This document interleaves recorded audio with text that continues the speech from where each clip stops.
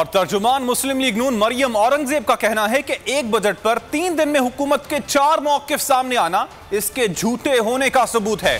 Tweet में उनका कहना था कि यह साबित हो गया है कि बजट IMF का है। 24 घंटे अपने अहदाफ पर कायम ना रह पाने वालों के दावों पर कौन यकीन करेगा। और तर्जुमान मुस्लिम लीग नून मरियम औरंगजेब का कहना है कि एक बजट पर 3 दिन में हुकूमत के 4 मौक़िफ़ सामने आना इसके झूठे होने का सबूत है। ट्वीट में उनका कहना था कि यह साबित हो गया है कि बजट IMF का है। 24 घंटे अपने अहदाफ पर कायम ना रह पाने वालों के दावों पर कौन यकीन करेगा।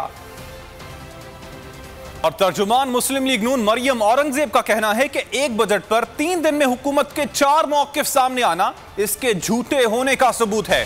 ट्वीट में उनका कहना था कि यह साबित हो गया है कि बजट IMF का है। 24 घंटे अपने अहदाफ पर कायम ना रह पाने वालों के दावों पर कौन यकीन करेगा।